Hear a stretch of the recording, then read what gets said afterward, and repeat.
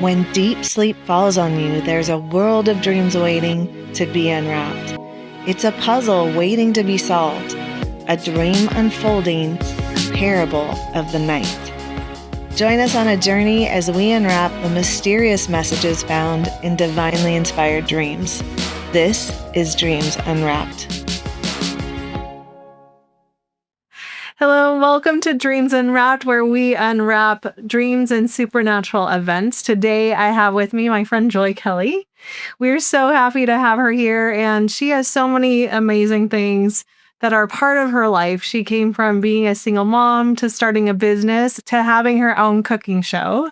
And I would love to hear more about your cooking show. I'm not a vegan, but I've heard one of the first things that I heard about you is how great your food is. Oh, thanks. I'm actually not a vegan either. I was a vegan for many years for lots of reasons, which I won't go into. But what I find is that everybody can eat vegan, gluten-free food. So whenever you're serving food to a large group of people, if it's vegan and gluten-free, there's really no one who can't have it. Right. So you don't have to figure out oh, here's chicken and this is this and this is this. Just know that everything that I'm going to serve is vegan and gluten free. And if you make it, it's going to be good. It's going to be good. If I make it, I don't know if it's going to be. You got to watch some of our episodes. Exactly. If you want to become a good chef, we need to see. I am not a chef. My daughter always teases me about this. We do it together. It's called Cook with Jake and Joy, and you can find it on YouTube. And the thing of it is that I enrolled in chef school at the City College here in Santa Barbara. And they really discouraged me because I wanted to be a vegan chef. And they really wanted to teach you how to cook with animal products, et cetera. And so they kind of talked me out of it. But I always like to say that I was accepted into chef school. I never go to chef school, but I was accepted into chef school. I love watching the Food Network, and I feel like sometimes they downplay the chefs that are a little more alternative, but there's so many more ways of making food taste good that for people with health concerns. Yeah. And I am not I just admire so many people who are on these shows that can do things that everything looks perfect and they're flying with knives and they're doing all this stuff. Often on my show, we're trying out new things, which I really encourage people to do. Even if you think, because here's the thing about eating a vegan diet is that it's not just good for our health, because we know that. We know that we should probably on average be getting 35 different plants into our diet every week. Some people say 200 a month, but so it's that variety that's really important. So trying something new, I think, is really key. But people don't realize how good it is for the planet. Can you eat a vegan diet one day a week? It has the same impact on our planet as not driving a car at all. Wow. A non-electric car. I do drive a Tesla, just like and that's only one day a week. We could do one day a week. One day a week. That's right. Speaking of gardening and gardens and plants, do you use things from your tower garden into your cooking? Absolutely. So the company that I work for in 2011 bought the rights to aeroponic vertical growing systems from the guy who created them at the Epcot Center. Oh. And this is actually how NASA grows food in space. And our company is just really committed to getting more plants in people. Whether you're going to eat a vegan diet or not, more plants are better. And, the FDA is telling you that, the USDA is telling you that, more plants matter. So we just want people to eat more plants. And we know that when they grow their own, they eat more of them. But many people, number one, don't have access to land where they can grow. We've had a drought until lately. There's been a drought. So we haven't had the water. So these systems use 10% of the resources, land, water, space, etc., that growing in the ground does. And it's super easy for people to grow. So when our company bought the rights to these, I just fell in love with them. We bought 2, then we bought 6, then we bought 40, and we started a farm. And we ran it commercially. My daughter ran it commercially. She graduated from UCSB with a degree in art, otherwise known as a Starbucks barista. And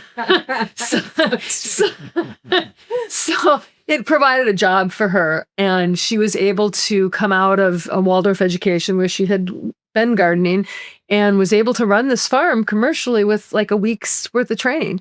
Wow. And ran it commercially for 2 years. We sold at the farmer's market. She had small bouquets. Now we donate everything to local charities, the food bank, Salvation Army, local small businesses that need our produce. And we use it as a training ground for people to come and learn how to grow food. We do cooking demonstrations. I shoot some of my episodes there. Just started doing sourdough cooking on sourdough bread recipe. Gave me your sourdough starter, which was phenomenal. Yeah. So we just started doing that, and it's super fun, and it's called Chapala Gardens.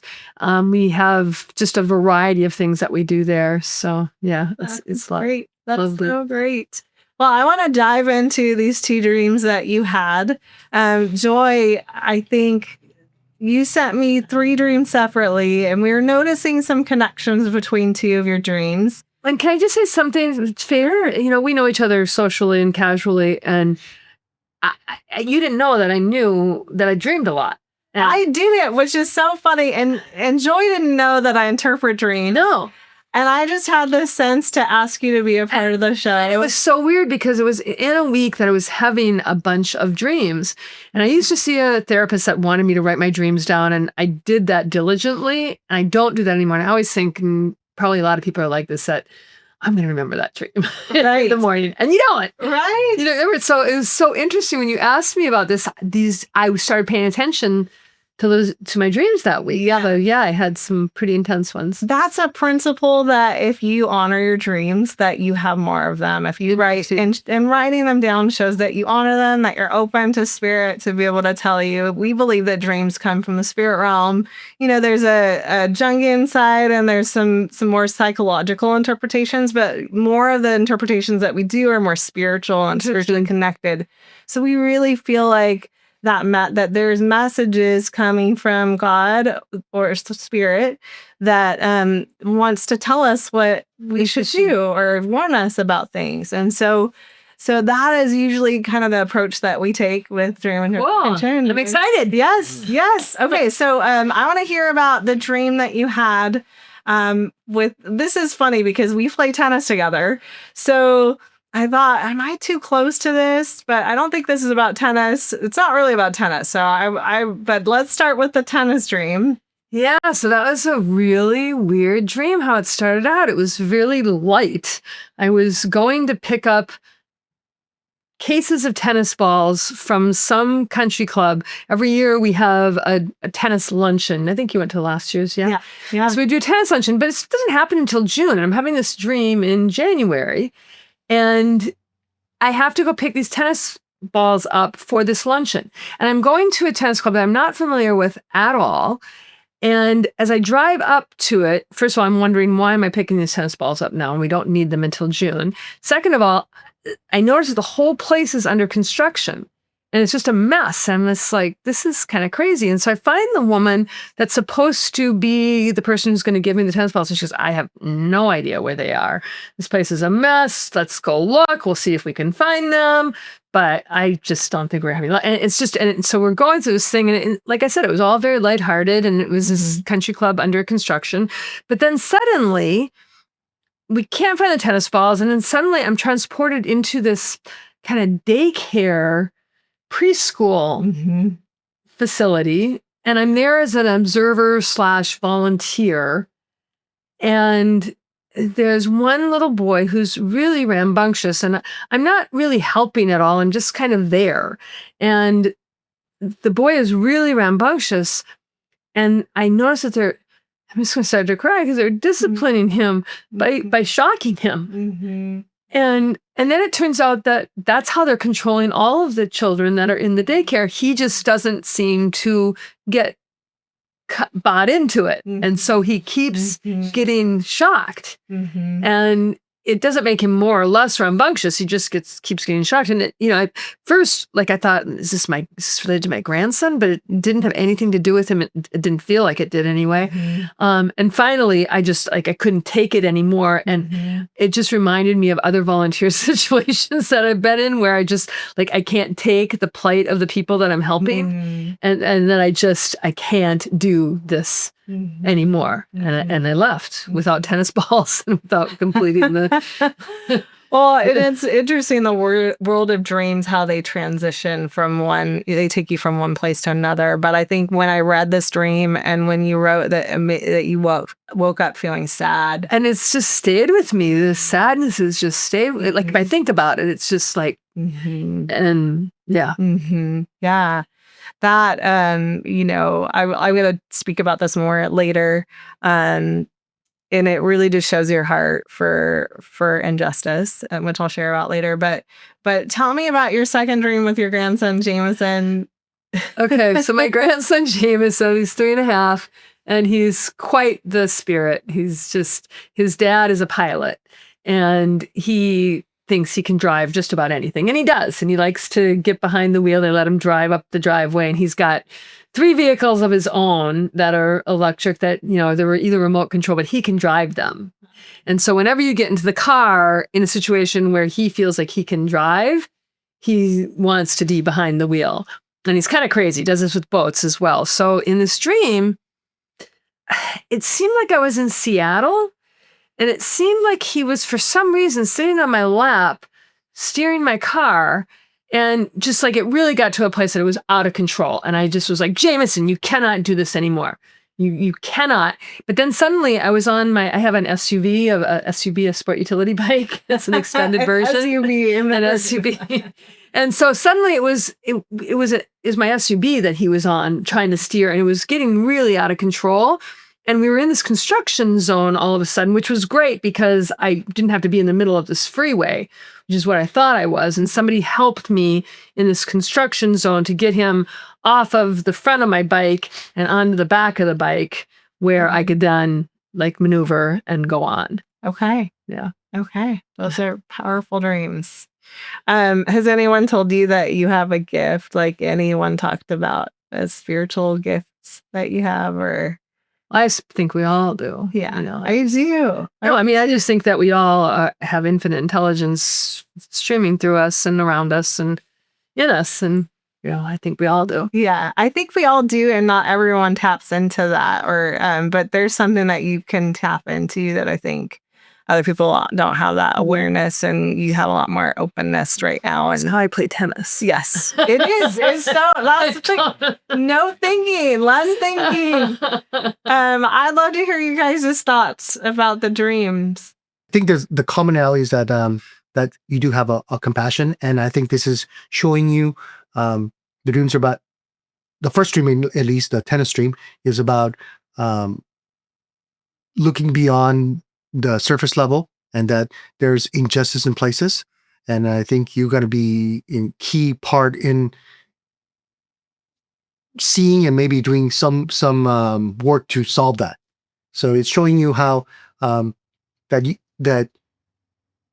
you're trusted, that you have a level of insight that's beyond normal, and that you're able to see beneath the surface, and I think your heart will help you to push forward and to do something about that. So let me stop there. Good.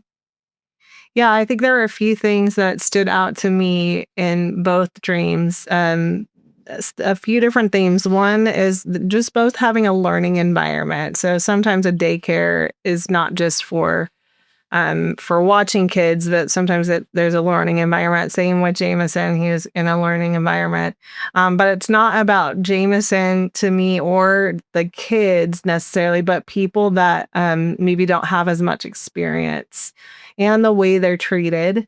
And I think that the other thing that was evident to me is that there's construction happening in both. Oh, interesting. Yeah, think about that. Yeah, so they're both new things that are growing.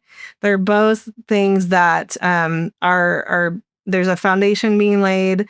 There's things that are being built, and there's a right way to do things and a wrong way to do things. And what I noticed about, I think what grieved you in the first dream was someone that takes a risk that's getting in trouble for it. And you had the opposite reaction with Jameson, where you were willing to let him take a risk, let him make mistakes, but steer him in the right direction when he needed to be steered. in that right direction. And I think that speaks to your ability to be able to bring people that are new into things that don't have experience, but that's really what a mentor does. They let people make mistakes without shame. And, in the first dream, you're seeing people get shamed. You're seeing people get injured, these kids, and they're innocent kids. They are, when the worst thing is seeing kids get hurt. And so I just see this justice coming up in you that sees this is not right, but I want to make a change and do something in the right way. Mm-hmm. That's really lovely. That's lovely. It's so interesting. I didn't put that together, the construction. Yeah. It is. It is. Tom, what do you have to say? I'm just thinking about like Jameson being a young person as well as the younger people in the was it the daycare? Yeah. Yeah. So and then I just really feel like there's some you've been your heart you have a heart for the younger generation. It seems like you want to be able to come in some way and be able to like be like offer wisdom for them and helping them, but it's something, a heart to heart thing. You just really have a heart for them, not just like a surface level thing, but personal. You want to get personal with them and be like a mentor and provide wisdom and guidance for them up close, not from far away type. That's what I kind of was getting as you were sharing. I just felt that you have a heart for the younger generation, like he could represent to a younger generation as well as the daycare with the many younger people. Interesting. Wow. Yeah. Is any of this resonating with you? Or? Yeah. I mean, the stuff that you said about, because a lot of what I do in my regular business, I have a pretty large nutrition business, and a lot of it is training people to do what I do. I know you train people too. And so a lot of it is, and I was so funny, before I came here, I got off the phone with someone who said, thank you for being so patient with me. Thank you for, I know I haven't started off on a fast track, and thank you for just letting me be and being there as my mentor. And so that's really sweet. I hadn't really thought of that. I think of myself as I don't know if you're familiar with human design, but I follow that, and I'm a manifester who manifestors are, that kind of know-it-alls. And so I often say things that might come across as harsh to someone. So, but I know that where my heart is. Yeah. And it's interesting that where your heart. And I think what was interesting is seeing the contrast between the kids with the collars on their necks. And the one kid that was like, I'm not going to give in to this system because he thought it was wrong. I don't know what the gender was of the kid. It was a boy. But I think that those types of people coming into your life where they're kind of out of the box thinkers, they're not going to be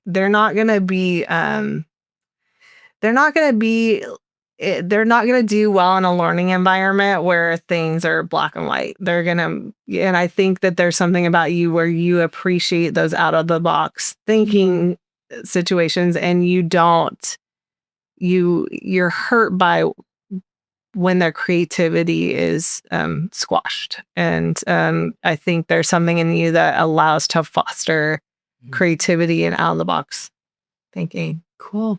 So how do you learn to interpret your dreams that you're having? Because I wouldn't have put this all together. Yeah. It came across to me like, oh, I was just sad about the injustice in the world and the cruelty. And so I wouldn't put this all together. So how does one start interpreting their dreams? Sure. I've been teaching on dreams for a number of years, and I was mentored by a guy named John Paul Jackson, and he was like a spiritual dad to me, and I was and he had a TV show, and he's known for being very intuitive.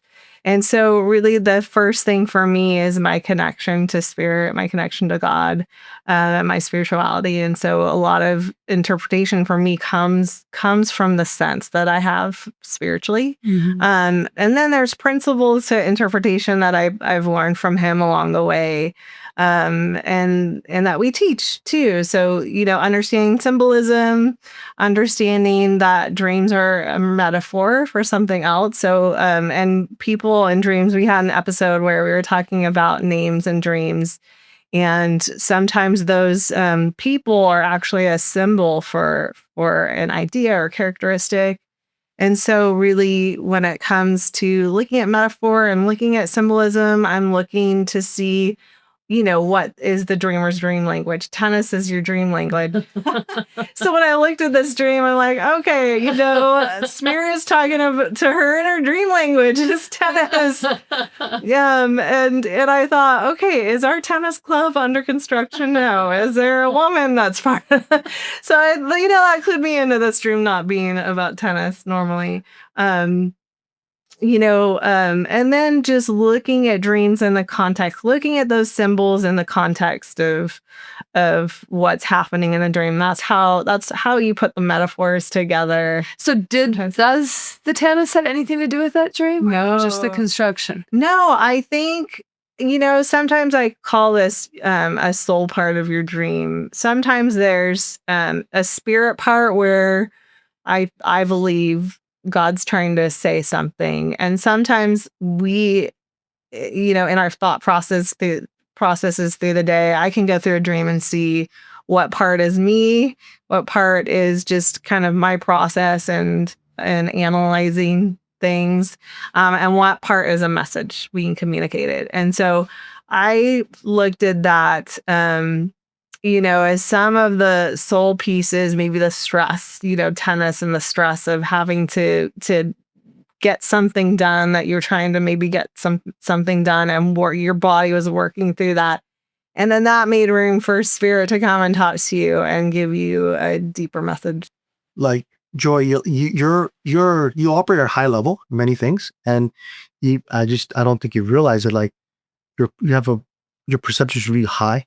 And this whole dream is about how, your dream's very spiritual. It's very deep. And I'm saying that even at a spiritual level, you operate in a high level. And I don't think you realize how your perception is really high. And I think what you see, maybe not everyone sees. So what you think is obvious may not be obvious to the other people. Just like your business skills, just like your nutrition, all that stuff. I think what you consider average, the average person would not know. Well, we like to bless people and give a blessing over you. Would that be okay? That'd be great. Okay. Yeah. All right. So Sebastian, do you want to start? Yeah.